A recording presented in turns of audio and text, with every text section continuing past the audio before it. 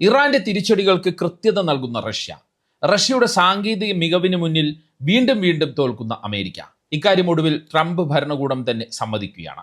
സൗദിയിലെയും ഇറാഖിലെയും American രഹസ്യാന്വേഷണ കേന്ദ്രങ്ങളിൽ, അതായത് CIA സ്റ്റേഷനുകളിൽ ഇറാൻ നടത്തിയ ആക്രമണത്തിന് പിന്നിൽ റഷ്യ ഉണ്ടെന്ന് ഏറെക്കുറെ സ്ഥിരീകരിക്കുകയാണ് അമേരിക്കൻ ഏജൻസികൾ.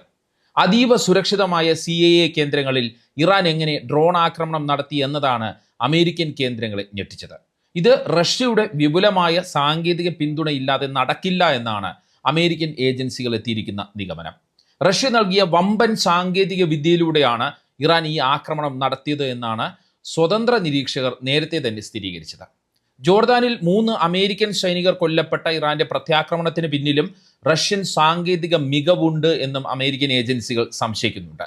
റഷ്യയുടെ പറക്കും കമാൻഡിംഗ് സെന്ററായ ഡൂംസ്ഡേ വിമാനം ടെഹ്റാനിൽ വന്നു പോയതിനു ശേഷം ഇറാൻ നടത്തുന്ന ആക്രമണങ്ങളുടെ കൃത്യതയും അത് കാരണം അമേരിക്കൻ അസറ്റുകൾക്കുണ്ടാകുന്ന നാശനഷ്ടങ്ങളും അമേരിക്കൻ സെൻട്രൽ കമാൻഡിന് വലിയ തലവേദനയാണ് സൃഷ്ടിക്കുന്നത്. ഇതെല്ലാം കൊണ്ട് തന്നെ ഇറാന്റെ കരുത്തിനു പിന്നിൽ റഷ്യയുടെ നയതന്ത്ര പിന്തുണ മാത്രമല്ല, കൃത്യമായ സാങ്കേതിക ബുദ്ധിയുമുണ്ടെന്ന് അമേരിക്ക ഉറപ്പിക്കുകയാണ്. എന്താണ് ഇറാന് കരുത്ത് നൽകുന്ന റഷ്യയുടെ ആ സാങ്കേതിക വിദ്യ? ടെഹ്റാനിൽ മണിക്കൂറുകൾ മാത്രം ഉണ്ടായിരുന്ന റഷ്യയുടെ ഡൂംസ്ഡേ വിമാനം എത്രത്തോളം നിർണായക വിവരങ്ങളാണ് ഇറാന് കൈമാറിയത്?